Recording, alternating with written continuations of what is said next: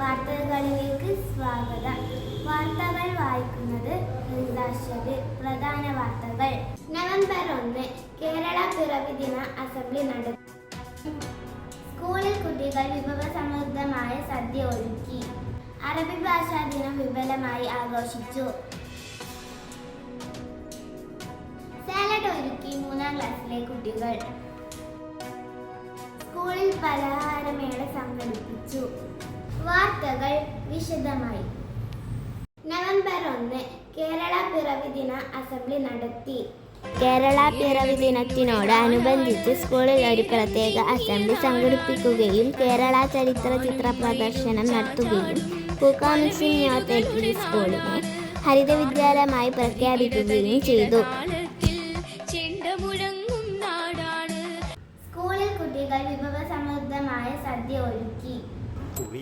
സ്കൂളിൽ കുട്ടികൾ വിഭവസമൃദ്ധമായി സദ്യ സംഘടിപ്പിച്ചു. 1ാം ക്ലാസ്സിലെ പിന്നെയും ചെറുതായി പാലപ്പം, 4ാം ക്ലാസ്സിലെ ഊണിൻ്റെ മേളം എന്നീ മലയാള പാഠഭാഗങ്ങളുമായി ബന്ധപ്പെട്ട് സ്കൂളിൽ കുട്ടികൾ വിഭവസമൃദ്ധമായി സദ്യ സംഘടിപ്പിച്ചു.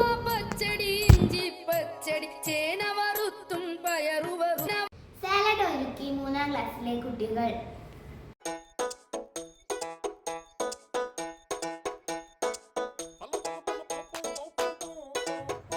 സലാഡ് ഒരുക്കി 3ാം ക്ലാസ്സിലെ കുട്ടികൾ.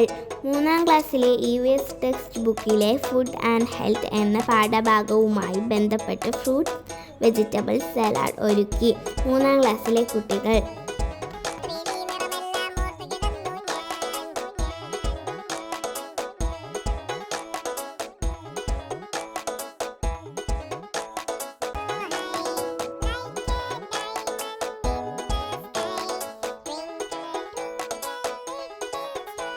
അറബി ഭാഷാ ദിനം വിപുലമായി ആഘോഷിച്ചു.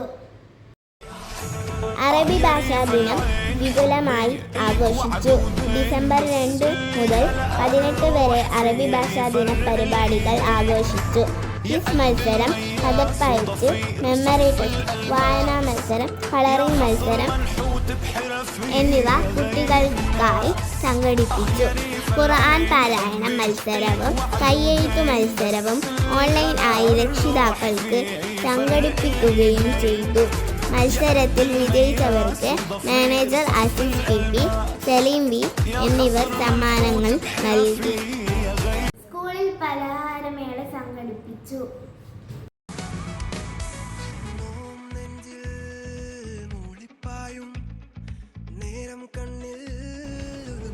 സ്കൂളിൽ പലഹാരമേള സംഘടിപ്പിച്ചു.